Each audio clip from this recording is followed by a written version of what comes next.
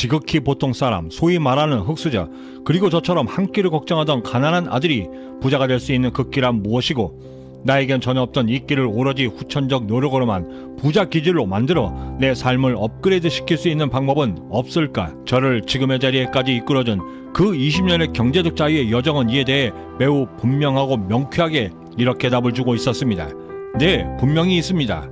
라고. 저는 지금부터 여러분들과 함께 총 3가지의 경제적 자유의 꿈을 이룰 수 있는 끼 훈련법을 소개해드리고 또한 이 답에 대해 증명해 보려 합니다. 개인용 컴퓨터가 대중에게 선을 보이고 이제 막 상용화가 될 무렵 윈도우라는 운영체제 프로그램을 만들어 이미 30세에 1조 원의 부자가 된 빌 게이츠의 그 선관이 우리가 말하는 끼냐라고 물어보신다면 네, 맞습니다. 30세에 이미 최연소 월스트리트 헤지펀드 부사장이 되었고 통계학과 데이터에 능해 항상 계획된 생각과 행동만을 했던 제프 베조스가 안정된 직장과 앞날이 보장된 미래를 뒤로하고 자신이 모았던 미래에 투자하기 위해 그 모든 것을 버리고 허름한 창고에서 스타트업 아마존을 창업했을 때 그때 그 베조스의 그 본능이 부자 기질인 끼가 맞느냐고 여쭈어보신다면 네, 맞습니다. 헌데 이 세상은 이 끼를 얼만큼 어떻게 언제까지 유지할 수 있느냐에 따라 졸부, 갑부 그리고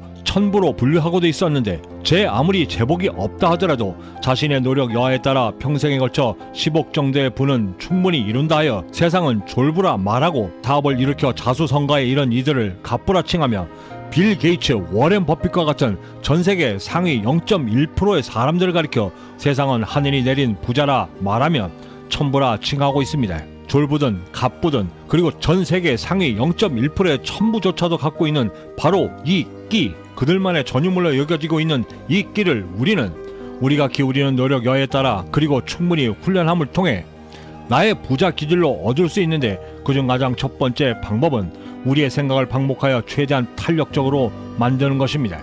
이 방법을 말씀드림에 앞서 우리가 선행적으로 가져야 할 이 끼에 대한 개념이 있는데 우리가 추구하고 노력하여 얻으려는 이 끼는 세상이 말하고 있는 그 끼들과는 분명히 구별되어져야만 하고 그리고 그 끼를 돈에 대한 IQ 혹은 EQ를 훈련한다는 개념으로 이해하고 정의한 채 지금부터 말씀드리도록 하겠습니다.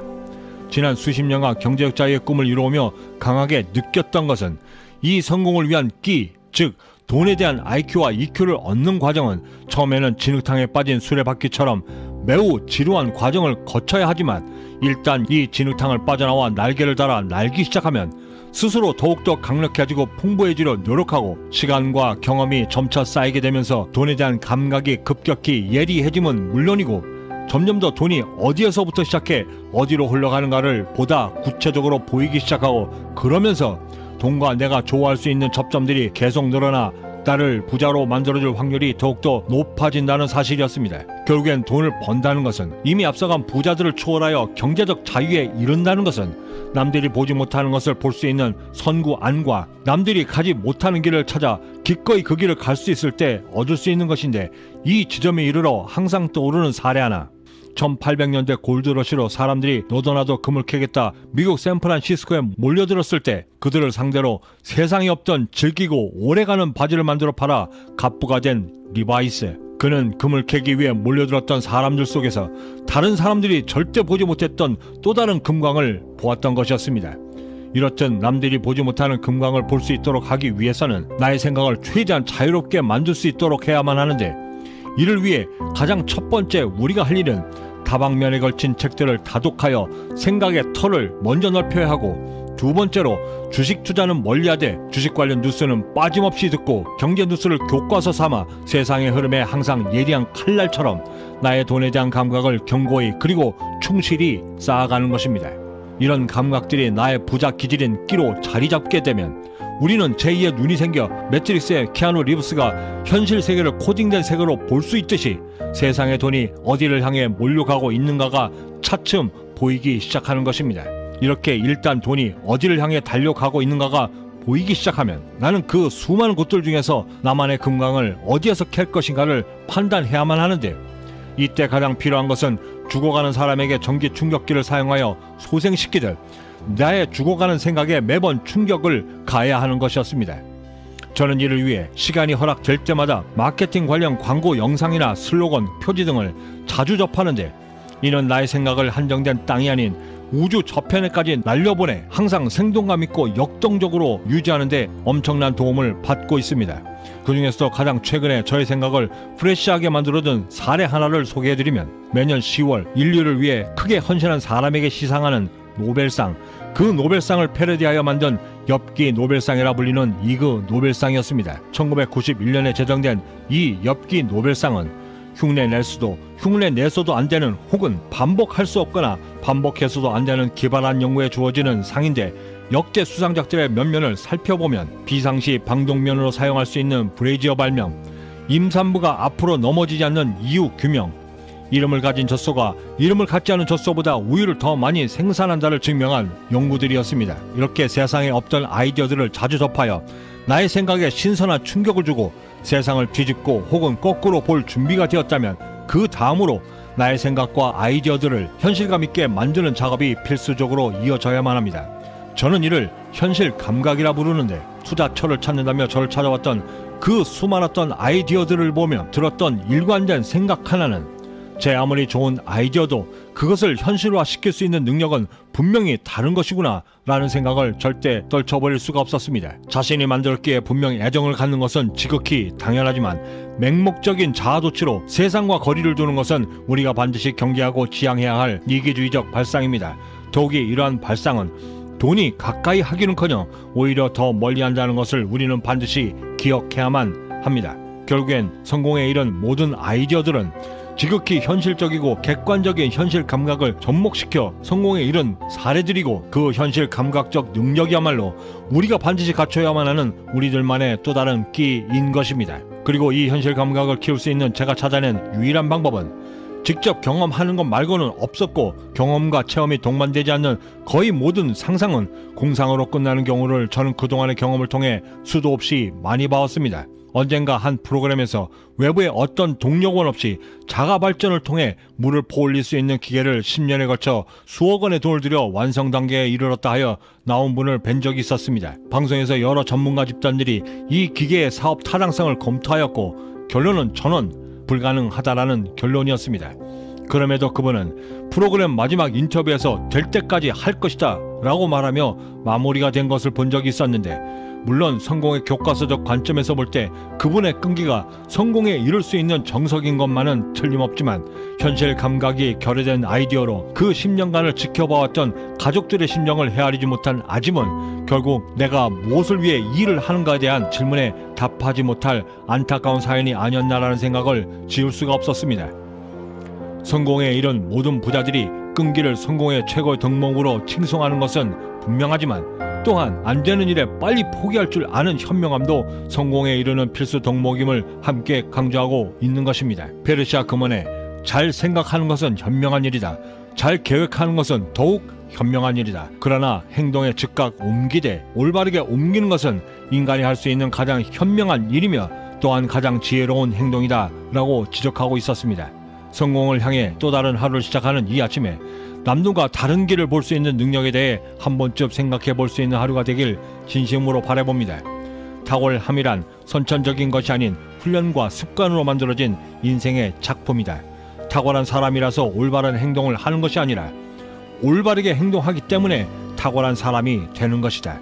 지금의 내 생각과 행동이 나의 습관을 만든다는 것을 절대 잊지 말라. 보통 사람들과 구별되고 이미 앞서간 성공한 부자들을 초월할 수 있는 차별화된 생각으로 나의 부자 길인 첫 번째 끼를 이끌어낼 수 있게 되었다면, 두 번째로 우리가 갖춰야 할 다음의 끼는 전혀 다른 방식의 삶을 계획할 수 있도록 만들 수 있어야만 합니다. 이름하여 나의 삶의 나무와 숲 전체를 바라볼 수 있는 마음의 능력 키우기. 성공을 이야기하며 노력과 열정은 빠지지 않는 성공 요소들입니다. 저는 가끔 어찌하다 보면 성공했고 눈 떠보니 스타가 되었다 라는 말을 들을 때마다 저 먼 별나라의 이야기처럼 들립니다. 저는 최소한 성공을 꿈꾸는 사람이라면 심지어 우연으로 다가온 성공을 필연적으로 의심할 줄 알아야만 하고, 어쩌다 다가온 성공에 대해서는 반드시 수치화 그리고 계량화하여 이를 내 다음의 성공을 이끌 수 있도록 적극적으로 반영하고 설사 우연으로 다가온 행운일지라 할지라도 그 안에서 내가 어떤 행동을 했으며 어떤 생각으로 나의 환경을 이끌었는지를 반드시 찾아낼 수 있어야만 나의 삶을 부자의 삶으로 업그레이드 시킬 수 있는 부자 기질인 끼라 저는 믿고 있습니다. 그런 관점에서 볼 때 오늘 우리가 고민해야만 하는 이 두 번째 끼는 반드시 귀담아 듣고 내 부자 기질로 체질화 시켜야만 하는 가장 중요한 두 번째 방법일 것입니다. 내 인생의 나무와 숲 전체를 볼 수 있는 마음의 능력 키우기, 이 말을 가장 확실하게 실천하여 이미 성공에 이른 사람을 우리는 이미 알고 있습니다. 직전 영상에서도 소개해드렸던 소프트뱅크 손정희 회장, 그는 이미 19살 때 스스로 만든 인생 50년 계획으로 비록 19살이었음에도 벌써 40년 뒤인 60대의 자신의 삶을 이미 살고 있었고 60대의 자신의 꿈꿔왔던 그 모습처럼 살아내기 위해 지금의 삶을 이끌고 있었던 것입니다.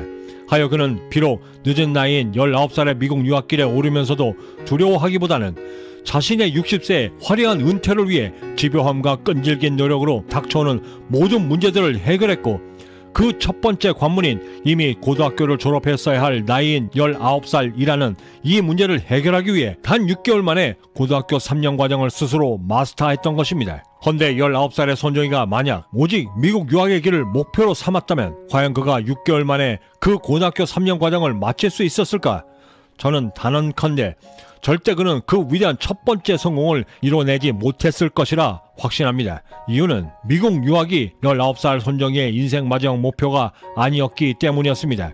그의 인생 최종 목표는 60대의 화려한 은퇴가 목표였고 이를 이루기 위해 비록 고등학교를 이미 졸업했어야만 했을 19살이었음에도 3년 과정을 6개월 만에 독파하지 못한다면 절대 자신의 마지막 꿈을 이뤄내지 못한다는 절박함이 있었기에 가능했던 것이었습니다. 아마도 그는 분명 3년 과정을 마스터하기 위해 최초 3개월의 목표를 삼았을 것이고 이를 위해 고군분투하여 드디어 6개월 만에 목표를 이루었을 것입니다. 그리고 그는 6개월 만에 그 모든 것을 이루고 난 후 직감했을 것입니다.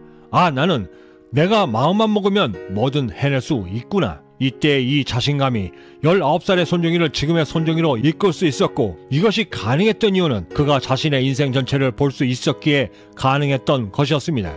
우리는 보통 삶의 계획을 세운다 할 때 1년 목표까지는 세우지만 삶 전체의 숲을 바라보며 가장 적절한 곳을 찾아 나무를 어찌 심어야 하고 어찌 가꿔야 하는지에 대한 구체적인 계획은 세우지 못합니다.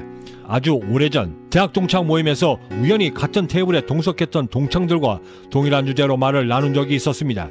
그 자리에서 듣게 된 한마디.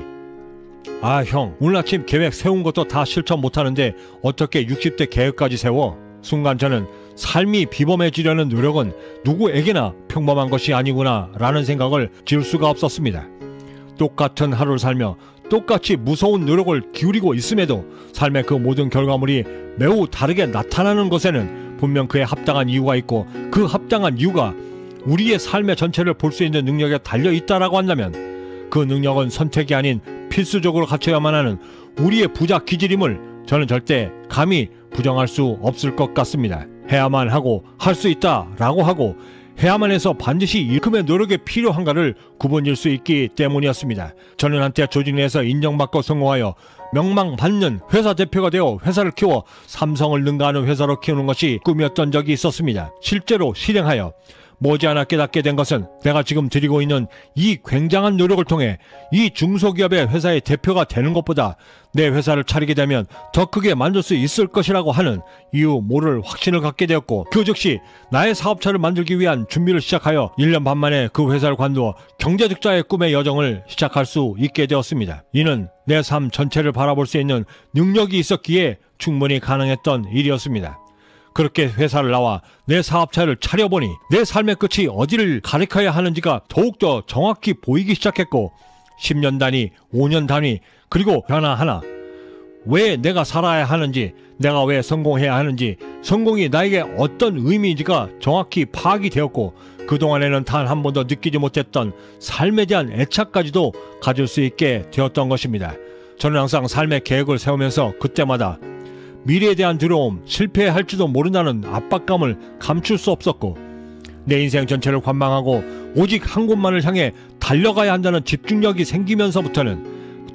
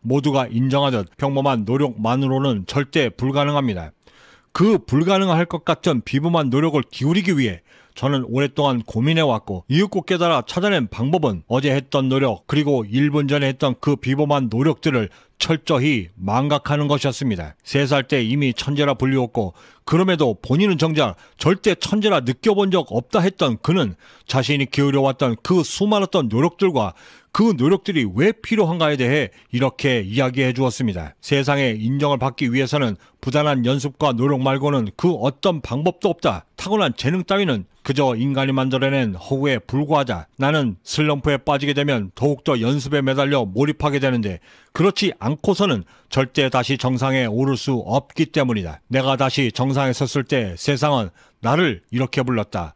타이거 우즈. 천부적인 재능과 노력은 별개의 것임을 보여주는 그를 통해 저는 노력 앞에서는 언제나 겸손해야만 하고 성공을 향해 가면서는 그 어떤 비범한 노력도 감히 망각하고 잊을 수 있어야만 성공을 유지하고 또한 이룰 수 있음을 배울 수 있었습니다. 이를 위해 또 다른 강한 울림을 준 한 사람, 세상 모두가 인정하는 월드클래스 손흥민을, 그런 그가 받아왔던 그 수많았던 찬사와 상패 그리고 그 메달들을 창고에 보관하며 아들의 그 수많았던 노력들을 잊으라 말했던 아버지 손웅정이었습니다. 자신이 기울였던 그 모든 비범한 노력들을 과감히 잊을 수 있었던 이들 모두는 지금도 자신의 인생에서 위대한 일들을 이뤄내고 있습니다. 우리가 우리의 삶을 위대하게 만들기 위해서는 재능과 연습 그리고 노력이 필요하다 합니다. 거의 모든 분야에서 성공의 가장 기초적인 소양이 재능이라 말하지만 우리가 추구하는 성공의 길에서는 재능 이전에 노력과 연습 그리고 끈기가 더 귀한 자원임을 저는 알고 있습니다. 20대 때 저는 그 누구보다도 돈 버는 재능도 돈을 벌어 부자가 되어 성공하는 데에도 그 어떤 재능도 없다 믿었습니다. 그럼에도 대를 이어왔던 그 가난한 삶으로 사는 것이 죽기보다 싫었기 때문에 그토록 매달렸고 결코 적지 않은 세월을 경제적 자유를 위해 달려오며 깨닫고 확신할 수 있었던 것은 돈 버는 재능, 부자가 될 수 있는 재능은 결코 절대 타고난 것이 아닌 철저히 스스로 만들어내어 발전시킬 수 있는 우리만의 특별한 능력이라는 것이었습니다. 그 특별한 능력이 발전하여 나만의 천재성이 되었다는 사실을 깨달았을 때 비로소 저의 삶은 차원이 다른 수준으로 업그레이드 되어져 가고 있음을 절감할 수 있게 되었습니다.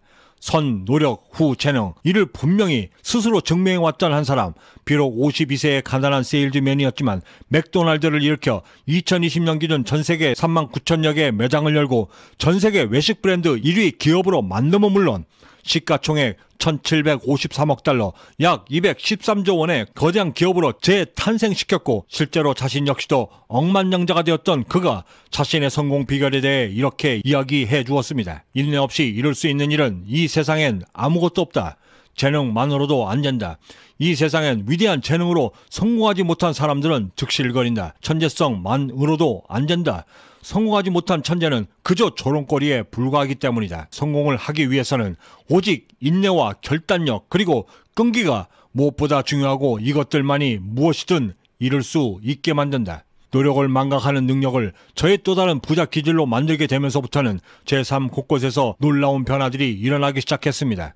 그중 가장 첫 번째 변화는 내가 기울이는 노력의 한계가 얼마만큼인가를 알 수 있게 되었던 것이었고 내 노력의 한계가 측정이 가능하게 되니 그 노력의 한계를 넘어서려는 지극히 자연스러운 또 다른 노력을 기울이게 되고 또한 연속적이고 끈질기게 그리고 계속해서 나를 넘어서려는 노력을 또다시 기울일 수 있게 되었습니다. 그러면서 자연스럽게 나의 한계가 어디쯤이고 어디까지가 나의 한계점인가를 알 수 있는 방법도 스스로 체득하게 되었는데 그중 가장 확실한 방법은 나의 한계치에 계속해서 도전하여 넘어보는 것이었습니다. 그때의 그 느낌들, 그때의 그 희열들, 내 자신을 괴롭혀 얻게 된 다소 변태적인 그 기억들을 다시 한번 만끽하고 싶어하고 다시 소환하기 위해 저는 더욱더 노력하고 정진하려는 제 자신을 발견할 수 있었고 또한 제 스스로 놀라지 않을 수 없었습니다. 그러면서 알게 된 삶을 성공으로 이끌기 위해 반드시 깨우치고 실천해야만 했던 진리 하나, 피할 수 없다 하면 그 방법을 반드시 찾아야 하고 그 방법에 몰두하게 되면 비로소 즐길 수 있게 된다는 사실이었습니다. 이 진리에 도달하여 얻게 된 뚜렷한 두 번째 삶의 변화, 그것은 바로 끈질김이었습니다. 어찌 보면 당연한 것일 수도 있는데 방금 전까지 기울였던 노력들을 쉽게 잊어버리고 또다시 몰입하여 노력을 할 수 있게 되니 없었던 집중력이 생기면서 지속적으로 문제 해결과 공부 등에 몰두할 수 있게 되었고 잠들기 전에는 이미 나의 한계를 충분히 넘어섰음에도 불구하고 더 높은 목표를 설정하고 또한 내일을 계획하며 새벽을 시작하면서는 어제 기울였던 그 모든 비범했던 노력들을 철저히 망각한 채 또다시 오늘의 한층 더 업그레이드된 비범한 노력들로 집중하며 일주일, 한 달, 그리고 그렇게 1년을 보내어 쌓아 올려진 그 1년을 되돌아보며 내가 얼마나 더 성장했는가를 직접 목격할 수 있게 되었고 더욱 놀라웠던 것은 그 성장해가는 나를 통해 의도했던, 의도치 않았던 혹은 절대 기대치도 못했던 크고 작은 행운들과 기적들이 제3 전반에 잦아들며 나의 성공을 돕기 시작했다는 사실이었습니다. 그 행운의 중심에 깨닫게 된 의미 하나, 백비탕. 지극히 평범한 물임에도 100번을 끓이고 식히기를 반복하니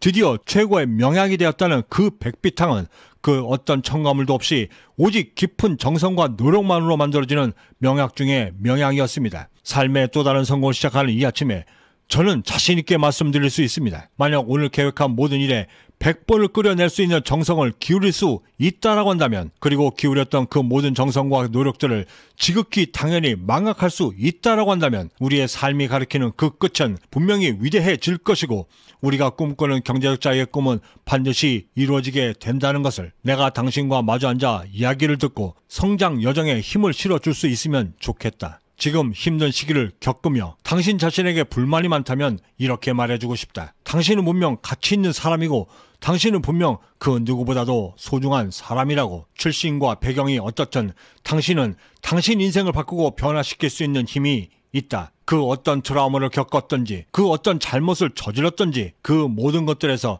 당신은 지금 배우고 성장하고 있다는 사실을 절대 잊지 말라. 분명 당신은 궁금할 것이다. 당신의 잠재력을 발현하여 당신의 참 모습을 찾을 수 있는 그 방법이. 하지만 그 방법은 의외로 매우 간단하다.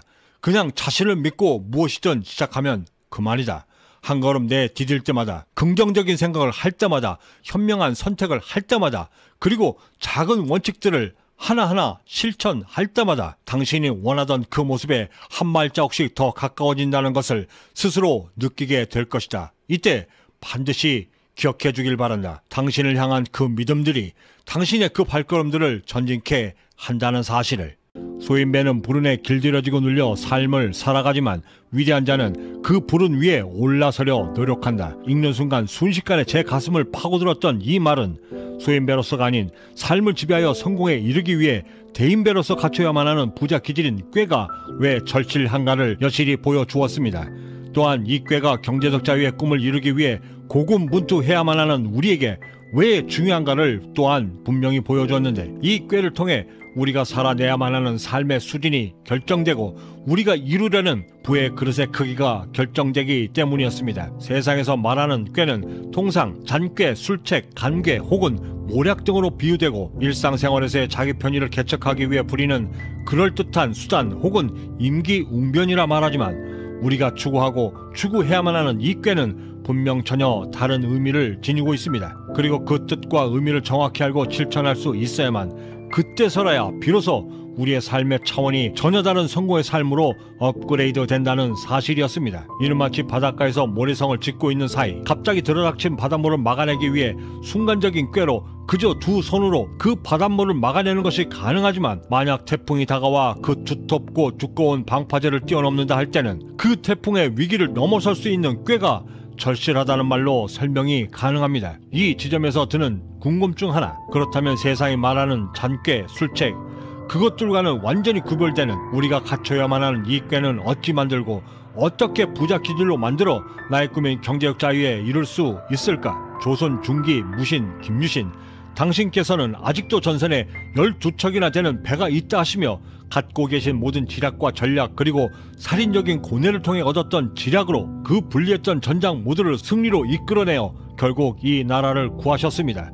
그리고 여기 또 한 사람, 현대그룹 창업자 고 정주영 회장, 서산 간척지 사업을 하던 중 방조제를 폐선으로 맡겠다 한 그 꾀로 당시로도 엄청난 돈이었던 공사비 290억을 아낄 수 있었으면 물론이었고, 공사 기간도 1년 6개월이나 혁신적이고 파격적으로 단축하여 이른바 정주영 공법이라 불리우며 해외에서까지 찬사가 이어졌고 심지어 뉴스위크지와 타임즈에까지 소개되어 화제가 되었는데, 이랬던 그 꾀를 절대 안 된다 하며 반기를 들었던 그들 모두는 서울대와 고대를 졸업한 우수한 수재들이었고 대한민국에서 명망받던 대학 교수들이었습니다.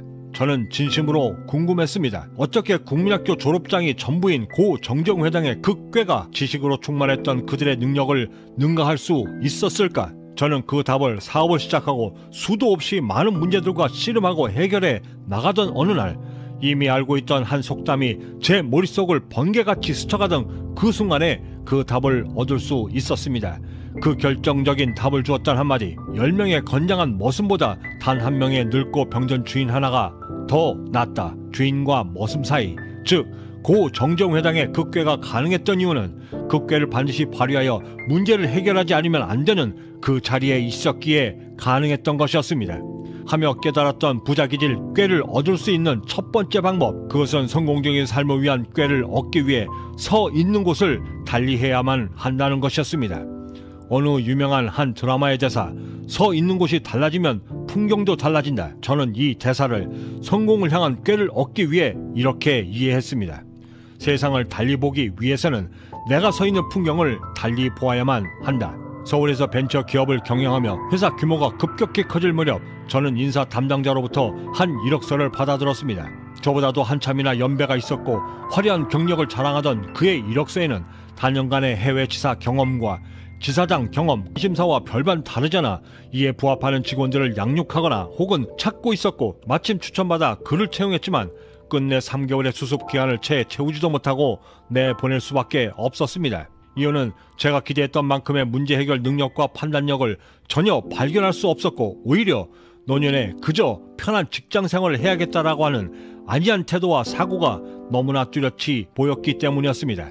하여 깨닫게 된 한 가지, 부자 기질인 꾀를 얻기 위해서는 월급을 받는 입장이 아닌 월급을 주는 입장이 되어야만 한다는 사실이었고, 그 후로 저는 대표인 나처럼 일해줄 수 있는 직원에 대한 기대와 모든 희망을 깔끔히 접었을 뿐만 아니라 제 아무리 뛰어난 인재여도 서 있는 환경이 어디냐에 따라 또는 제 아무리 무재능의 사람이라 할지라도 서 있어야 하는 책임감의 무게에 따라 그리고 자신의 의지에 따라 충분히 부자 기질인 꾀가 달라진다는 사실이었습니다. 그러면서 깨닫게 된 또 한 가지, 정주영의 그 꾀처럼 빌 게이츠가 윈도우를 찾아낼 수 있었던 그 꾀처럼 우리의 꾀도 충분히 발전시키고 그 역량을 강화시킬 수 있다라는 점이었는데, 부자로 성공하기 위한 그릇을 이 꾀로 키우기 위해서는 이에 합당한 문제가 반드시 있어야만 하고, 설사 문제가 다가온다 해도 그 문제를 두려워하지 않고 기꺼이 감당하려는 적극적인 용기와 다짐이 있어야만 비로소 나의 삶이 업그레이드되고 꿈에도 그리던 경제적 자유의 길이 열린다는 사실이었습니다. 도들, 싸움, 전. 우리는 이를 도전이라 읽고 정면으로 맞서 싸우는 힘이라 말하고 있습니다. 스티븐 코비의 저서 살고 사랑하고 업적을 남겨라 라는 책에서는 이렇게 말하고 있습니다. 세상에서 가장 큰 위험은 위험이 없는 인생이다. 저는 항상 꾀라는 말을 접할 때마다 마치 쌍둥이처럼 들려오는 메아리가 하나 있습니다. 죽기 아니면 까무러치기. 세상에서 가장 확실한 것은 죽는다라는 사실이고, 그 어느 것도 장담할 수 없고 확실한 것을 찾을 수 없는 것이 우리가 살아내야만 하는 인생이라고 한다면, 내 삶을 전진시켜 끝내는 우리가 이루고자 하는 꿈을 반드시 이루고자 할 때, 그리고 그 꿈을 마침내 성취하려 할 때 부자 기질인 꾀는 반드시 필요하고, 이를 발휘하기 위해서는 도전 정신과 두려움을 통제해야만 가능하다는 것을 저는 그동안의 경제적 자유의 여정에서 분명히 깨달았습니다. 호스피스 봉사를 하시던 바쁜 어머님을 뵙기 위해 찾았던 그 병원에서 시한부 인생으로 하루의 삶을 살아가고 있던 한 꼬마 여자아이를 본 적이 있었습니다. 우리가 어쩌면 살아내기 버겁다 하고 그저 스쳐 지나가라 터부시하는 이 오늘이 세상 어딘가 그 누군가에겐 반드시 살아내고 싶어하는 오늘이 아닐까라는 생각을 잠시 잠깐 했습니다. 성공의 꿈을 향해 달려야만 하는 이 아침에 어차피 맞닥뜨려 해결해야만 하는 문제들이 산재해 있고, 그 문제들을 해결하여 나의 삶을 업그레이드시켜 성공에 이를 수 있는 그것이 바로 그 꾀이고, 그 꾀로 나의 삶을 이겨낼 수 있다라고 한다면 오늘 우리가 살아내야만 하는 이 오늘은 결코 헛된 하루가 되진 않을 것이라 저는 자신합니다. 내가 제 아무리 가진 것이 없다 해도 그럼에도 나에겐 세상과 맞서 싸울 수 있는 12척이나 되는 배가 있고, 필사즉생, 필생즉사, 죽고자 하며 반드시 살아내면 분명히 살아낼 수 있다. 그 성공의 걸음을 재촉함에 있어 그 모든 걸음에 망령된 걸음을 재촉치 말고 지극히 조용하고 그리고 무겁게 옮기되 그 무게를 항상 산과 같이 하라. 전쟁과 같은 삶이다. 그런 싸움이 한창인데 내 어찌 나의 사사로운 것들이 소중하다 하겠는가. 절대 내가 죽었다 말하지 말고 결코 세상에 내가 약하다 말하지 말라.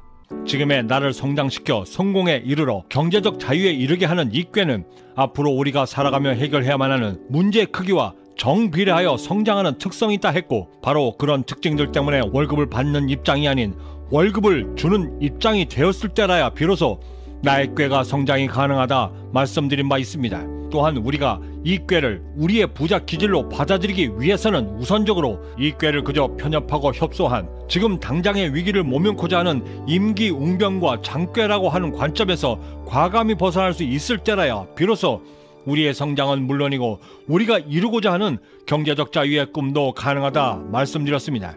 그럼 어떻게 해야 이 꾀를 나의 성장은 물론이고 내가 꿈꾸는 경제적 자유의 꿈을 이룰 수 있도록 만들 수 있을까? 그중 가장 첫 번째, 20년의 경제적 자유의 여정을 통해 제가 깨닫고 실천했던 가장 실질적인 방법은 내 목표의 한계를 결정지을 때 절대 내 과거의 잣대로 나의 한계를 결정지어서는 안 된다는 사실이었습니다.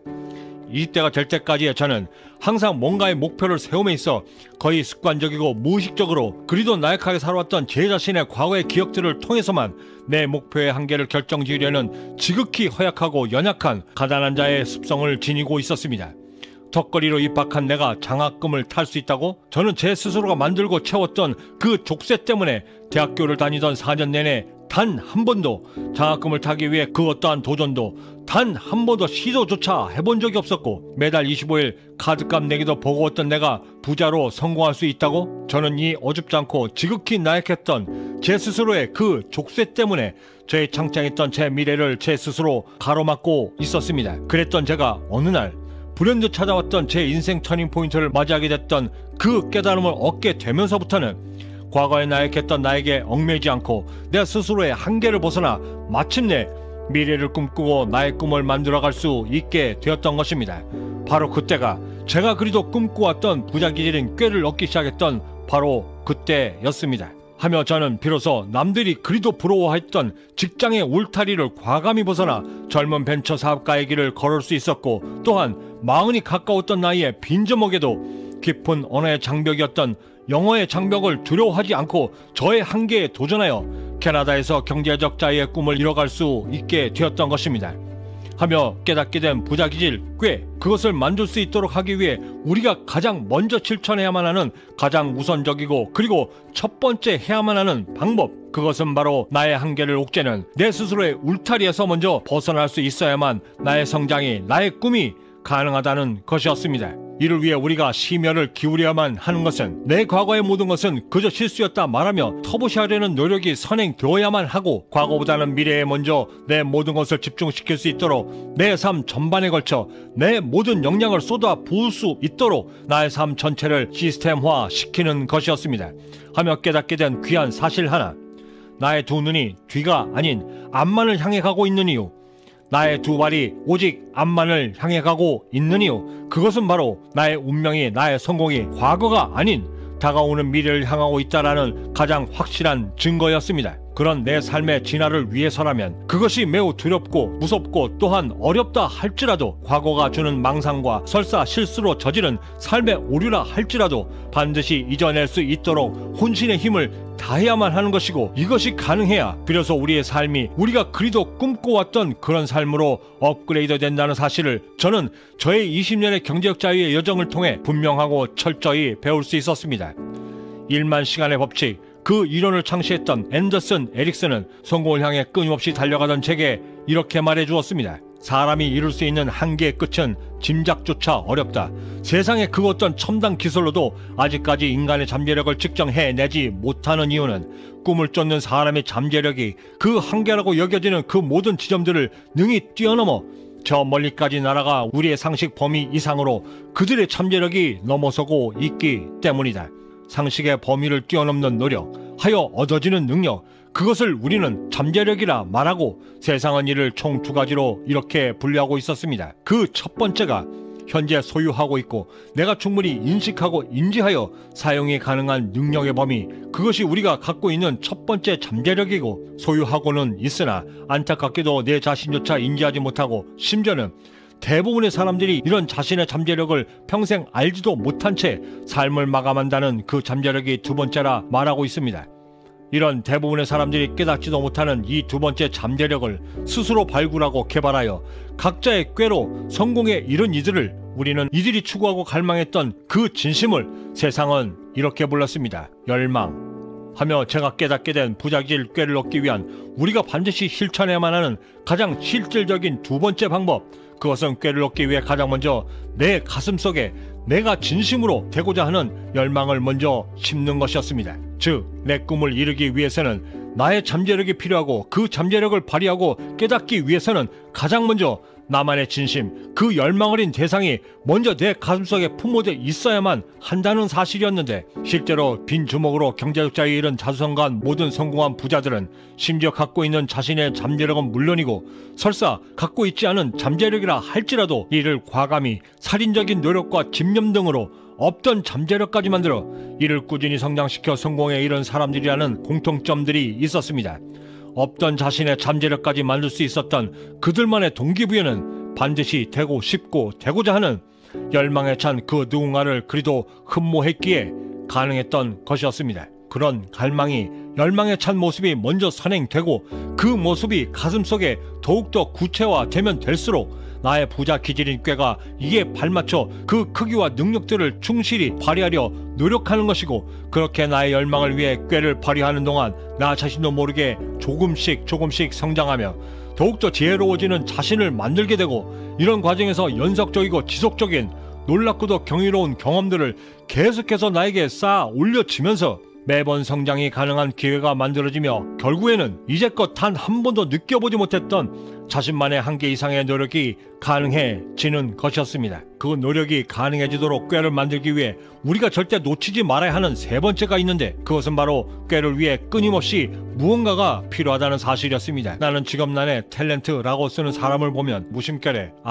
저희는 저걸 직업이라고 생각하는구나 라고 생각하며 놀랍니다. 아주 어렸을 때부터 연기를 해와서 그런지 저는 연기가 직업이라고 생각해 본 적이 단 한 번도 없었습니다. 직업이라고 말하면 저는 왠지 자존심이 상합니다. 마더의 엄마가 아들 도준에게 아들아 너는 나야 라고 말했듯 연기는 바로 나이기 때문이었습니다. 이제부터 우리는 지금의 삶을 업그레이드시켜 경제적 자유의 꿈을 이루기 위한 그 길목에서 우리가 반드시 갖춰야만 하는 부자 기질인 꾀, 그것을 얻기 위한 세 번째 방법에 집중합니다. 직전 영상을 통해 우리는 이제 우리 스스로를 옥죄고 있던 과거의 울타리에서 과감히 벗어나 내가 진심으로 되고 싶고 진정 되고자 하는 그 열망의 자화상을 우리 가슴속에 비로소 품을 수 있게 되었고, 이제 우리가 힘써야 하는 것은 그렇게 소중하게 품은 나의 열정이 우리의 꿈을 향해 나아갈 수 있도록 부자 기질인 우리의 꾀를 더욱더 날카롭고 예리하게 그리고 예민하게 만들어야만 하고, 그것이 가능해질 수 있도록 나의 지식의 양을 늘려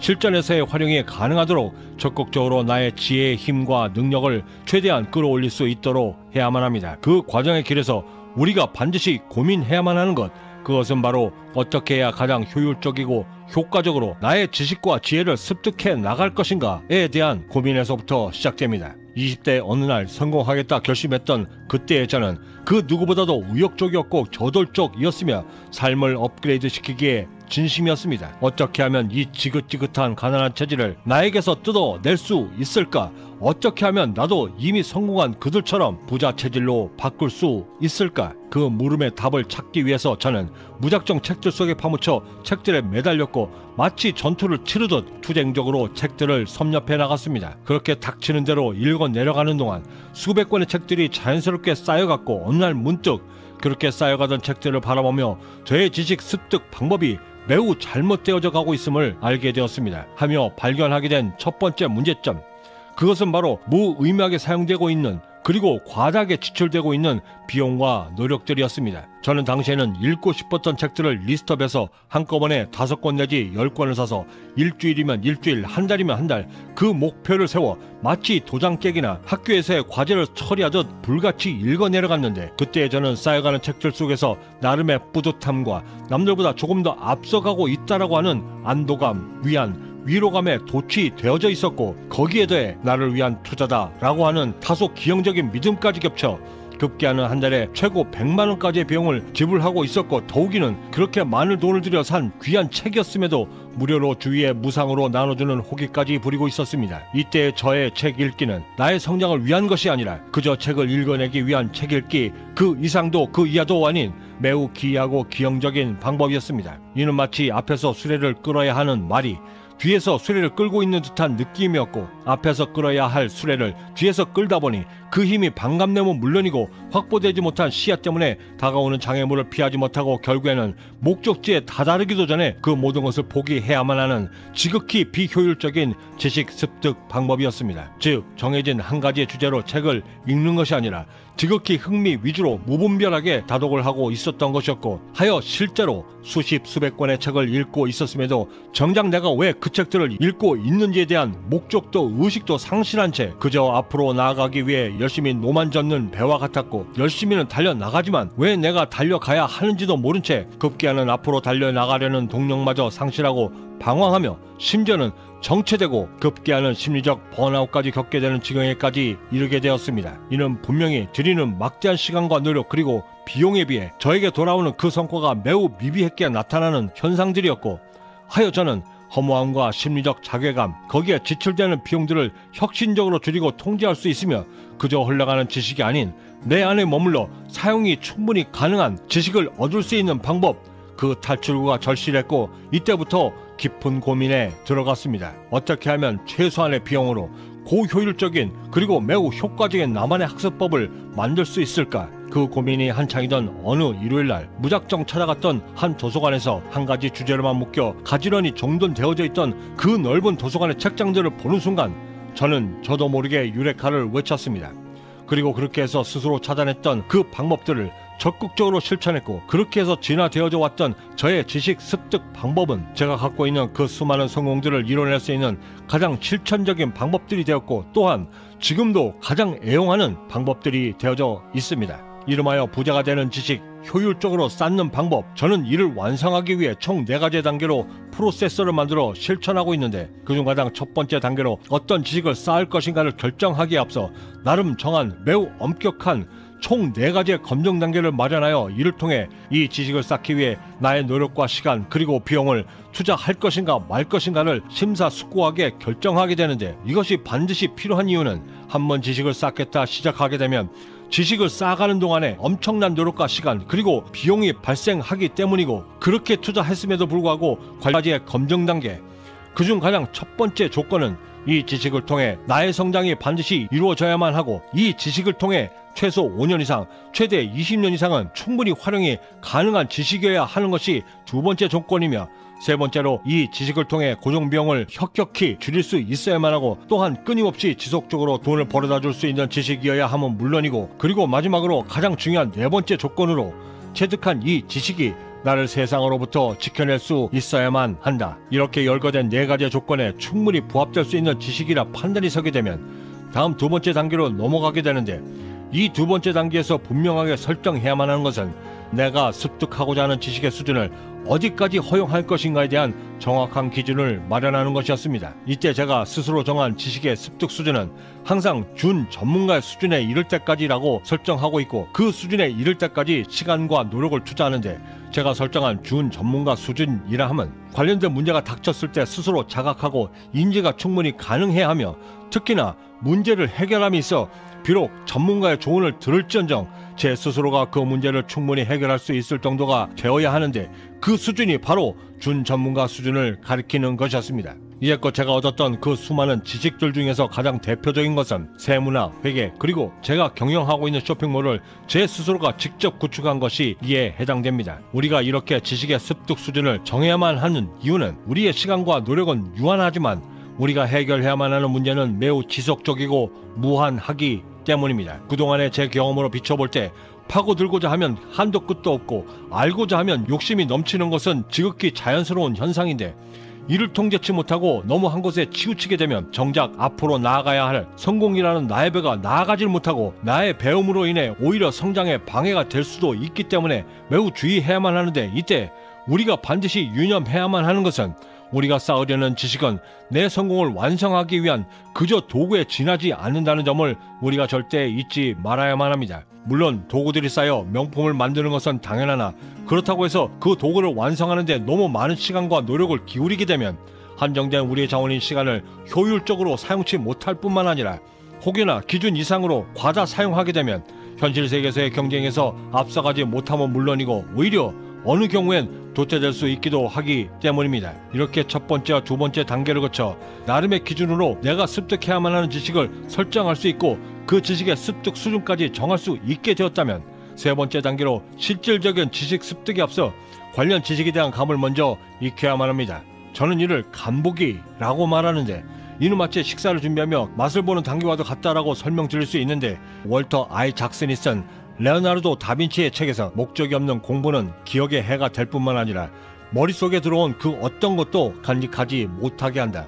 따라서 모든 경험은 하나의 아침이고 그것을 통해 미지의 세계가 새벽처럼 밝아온다. 세월을 통해 경험을 쌓아올린 사람은 점쟁이가 아는 것보다도 더 많은 것을 알게 되고 경험과 지혜가 쌓이면 쌓일수록 말의 수는 줄어들고 이윽고 슬기로움을 깨달아 드디어 나의 감정도 충분히 억제가 가능하다.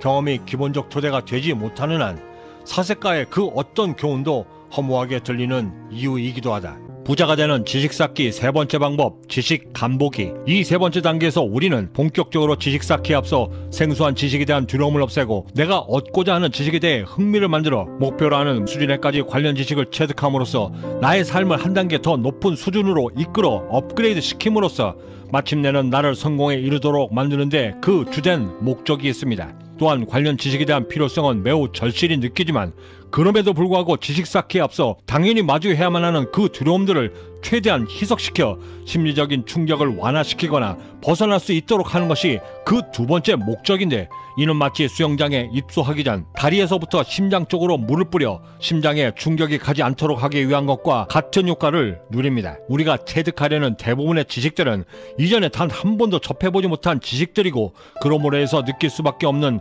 생소함, 두려움, 거기서 오는 심리적 골치 아픔까지 이를 해소하기 위해 급기야는 직원을 채용하거나 돈을 주고 다른 사람들에게 맡기는 혹은 맡기고 있는 그런 지식들이 거의 대부분인데 저를 20년 이상 이끌어왔던 경제적 자유의 여정은 나의 성장을 꾀하고 성공에 이르러 마침내 경제적 자유에 이르기 위해서는 부를 쌓기 위한 이 지식들을 절대 강구하지 말라라고 매우 단호하고 분명한 어조로 경고하고 있습니다. 또한 그 전에 이미 성공에 이른 상위 1%의 부자들 역시도 이에 대해 매우 엄격히 충고하고 있는데 관련 지식을 쌓아 나의 성장을 꾀하는 것은 내가 이룰 수 있는 부의 그릇의 크기를 정하는 것이고 한 단계 한 단계 단계를 밟아 올라서야만 하는 그 단계별 부의 수준이 결정되면 물론이고 내가 쌓으려는 지식을 얼마만큼 정교하고 튼튼하게 체득하고 습득하느냐에 따라 내가 이루고자 하는 부의 크기가 그 수준이 그 부의 견고함이 얼마나 오랫동안 유지될 수 있는가를 결정한다 말해주었습니다.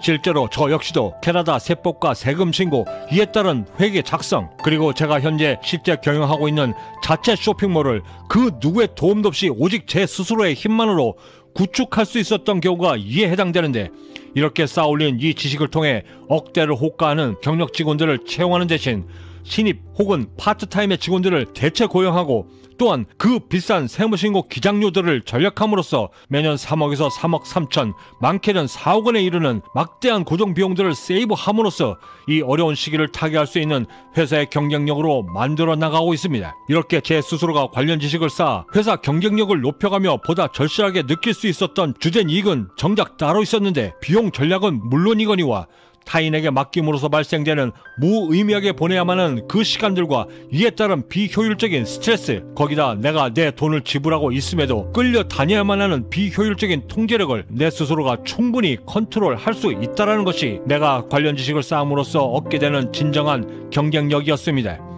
하지만 이렇게 모든 상황을 충분히 인지하고 이해하고 있음에도 불구하고 그와 관련된 지식을 쌓기 위해 독학으로 배우겠다 했을 때의 그 심리적 부담은 결코 가벼운 것이 아닌데 이를 해결하기 위해 이 지점에서 지식 맛보기를 통해 우리가 가장 절실하게 얻어야만 하는 최대 효과는 이미 말씀드렸듯 시작하기에 앞서 마주해야만 하는 두려움을 통제 혹은 제어하고 내가 원하는 지식의 수준에 이를 때까지 그 고된 지식의 습득 과정을 충분히 견딜 수 있도록 만드는 것이며 중국에는 체득된 관련 지식을 통해 보다 합리적인 의사결정으로 문제 해결에 임할 수 있도록 나만의 능력과 경쟁력을 키우는 것입니다. 이를 위해 우리가 반드시 주목해야만 하는 것 두 가지.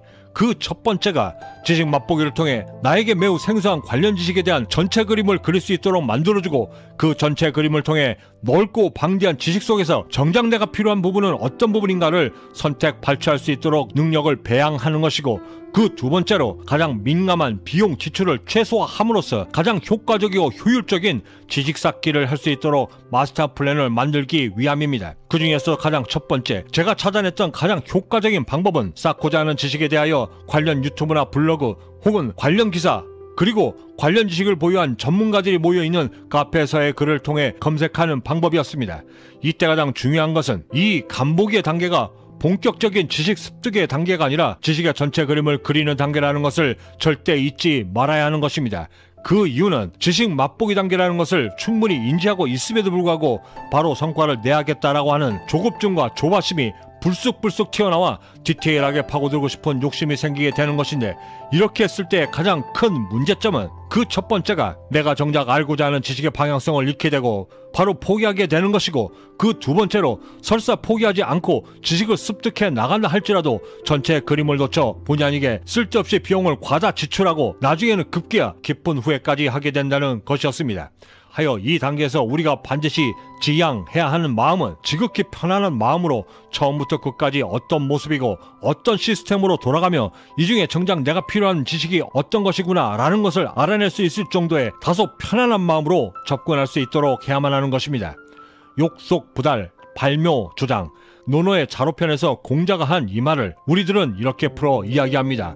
급할수록 돌아가라. 비록 편안한 마음으로 접근해야 하는 것이 마땅함에도 이 단계에서 우리가 반드시 꼭 지켰으면 하는 규칙들이 있는데, 그중 가장 첫 번째는 이 검색의 시간이 가급적 하루를 넘기지 않도록 해야만 하는 것입니다. 그 이유는 이 검색의 시간이 하루를 넘기고 3일째까지 이르게 되면 이미 그때는 최초 내가 가졌던 지식 습득에 대한 욕구와 의욕, 욕심들의 순도가 이미 망각의 수준을 밟고 있기 때문인데, 이렇게 되면 급기야는 언제 그랬냐는 듯 나 자신도 인지하지도 못한 채 모든 것을 포기하기 시작하기 때문입니다. 헌데 정작 이렇게 되었을 때 가장 큰 문제점은 이렇게 나도 모르게 생겼던 가난한 습관 하나가 내가 꿈꾸었던 성공의 꿈까지도 영향을 미쳐 그만큼의 멀어진 거리만큼 나를 성공의 길에서 뒤처지게 만든다는 것이었습니다. 하여 이 모든 것을 미연에 방지하기 위해 검색의 기간을 가급적 하루 안에 끝내야만 하는 것인데, 이를 위해 제가 만들었던 가장 최적화된 방법은 미리 스케줄링을 하여 요일 중에 내가 가장 방해받지 않는 날을 미리 선정하고 그 날 안에 지식 간보기 모두를 완성시킬 수 있도록